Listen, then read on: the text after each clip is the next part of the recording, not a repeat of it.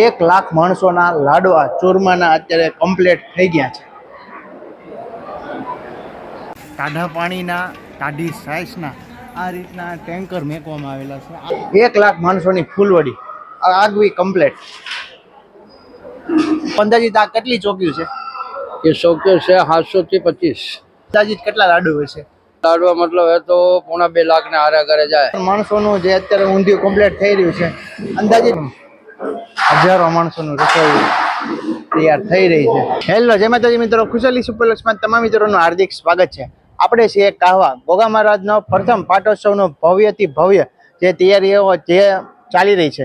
હજારો માણસોની રસોઈ કઈ રીતના બને છે તે હું તમને આ વ્લોગમાં બતાવવાનું છું. વ્લોગમાં છેલ્લે સુધી જોડાઈ રહેજો. ચેનલમાં નવો તો ચેનલને સબસ્ક્રાઇબ તેમજ વિડીયોને લાઈક કર્યા વગર જતાની કમેન્ટમાં જય ગોગા મહારાજ લખવાનું ભૂલશો નહીં. હજારો માણસોની રસોઈ જે લાકડાના મદદથી દેશી રીતના ચૂલા ઉપર બનાવવામાં આવે છે.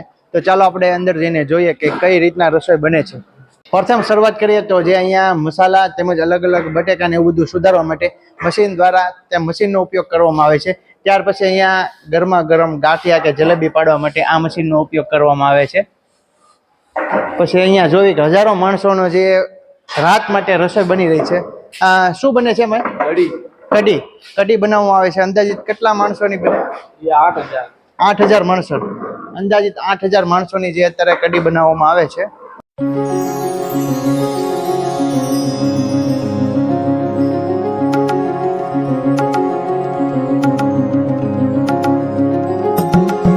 લાખો માણસોની રસોઈ બનાવવા માટે અહીંયા તમે જુઓ કવડા મોટા મોટા જે ટોપ છે, આ ટોપનો પણ ઉપયોગ કરવામાં આવે છે. આખો હું આની અંદર ઊભો રહી જાઉં તે રીતના વિશાળ ટોપ બનાવવામાં આવે છે. આ તમે તેને ઢાંકવા માટે આગળ જઈ રહ્યા છે તો અહીંયા ગરમ પાણીમાં ઘીના ડબ્બા મેકેલા છે ઓગાળવા માટે. ત્યાર પછી અહીંયા જુઓ ચૂરમું ચોખ્ખા ઘીમાં બનાવેલું કાજુ બદામ નાખીને આજની પ્રસાદીમાં હતું. આ મશીન છે આદુ મરચાં કોથમરી ટમેટા જેને ક્રશ કરી હાવ મિક્સ કરી નાખવા માટેનું મશીન છે. આગળ જોવા જઈએ તો અહીંયા ભાત બનાવેલા તૈયાર છે. સામે તેનું ગરમ પાણી મેકેલું છે. અને હવે અહીંયા આગળ જોવા જઈએ તો આ તપેલામાં મિક્સ સબ્જી જે આપણી ભાષામાં ઊંધિયું બનાવી રહ્યા છે. કેટલા માણસોનું છે ભગત?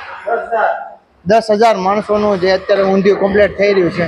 અંદાજિત કેટલા મણ આમાં બટેકા રીંગણા બધું ટોટલ વસ્તુ નાખેલી છે? 20 મણ વસ્તુ ટોટલ નાખેલી છે. તે પછી તેને ઊંધિયું બનાવવામાં આવે છે.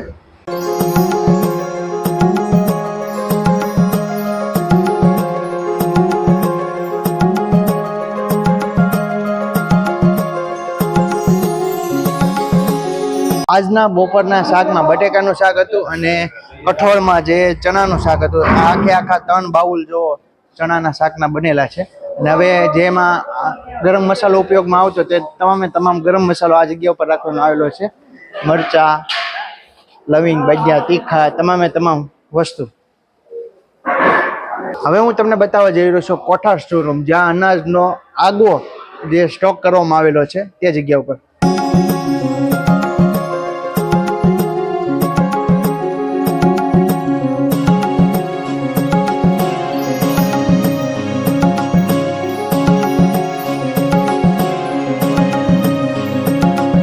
બતાવવા જઈ રહ્યો છો 1 લાખ માણસોના લાડવા અને ફૂલવડી જે આગવી બનાવવામાં આવેલી છે.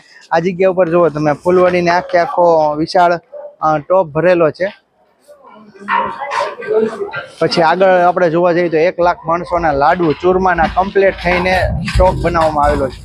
લાઈવ ચૂરમાના લાડુ અત્યારે વણી રહ્યા છે. 1 લાખ માણસોના લાડવા અત્યારે બની રહ્યા છે. જો લાગડ જ્યાં તમને નજર જાય ત્યાં લગી ચોકી જ ભરેલી છે.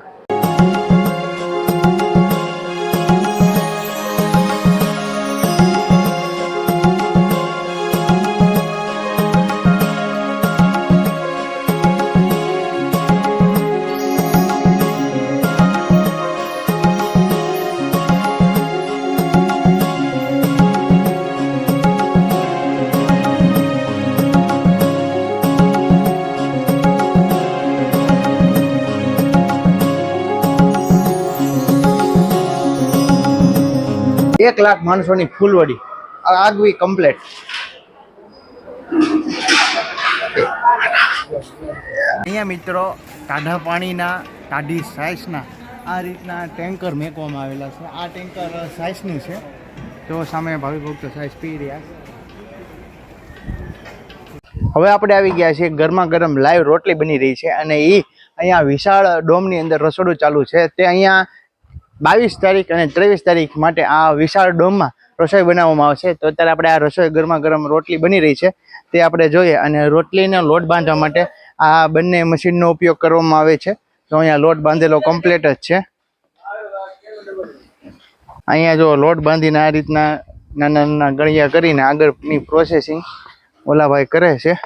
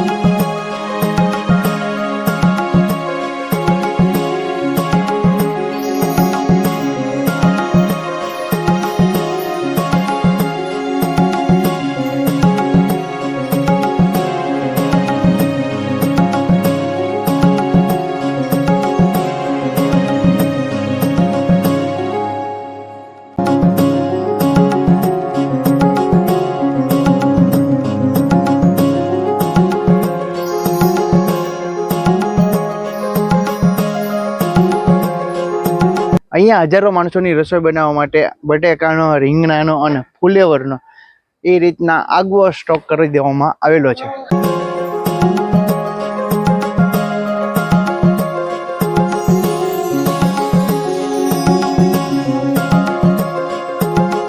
અત્યારે મિત્રો આપણે જે જોઈને એક લાઈનમાં ઘણી બધી ચોકીઓ ભરેલી છે. તો આપણે મહારાજ તમારું નામ શું? ગોપાલભાઈ. ગોપાલભાઈ આપણી સાથે છે. તો અંદાજિત આ કેટલી ચોકીઓ છે?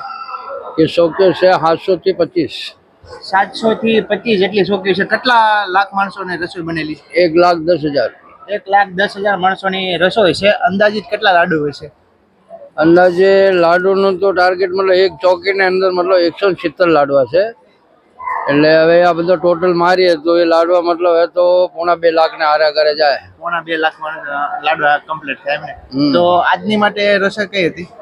આજ જો રસોઈ હતી ફાડા લાવશે તો ચણાનું શાક હતું, બટાકાનું શાક હતું, દાળ ભાત રોટલી. અને દરરોજ માટે અલગ અલગ રસોઈ કે? હા, આવતીકાલે મતલબ ચણાનું શાક છે, મિક્સ શાક છે, દાળ ભાત ઓર લાડવા ફૂલવડી.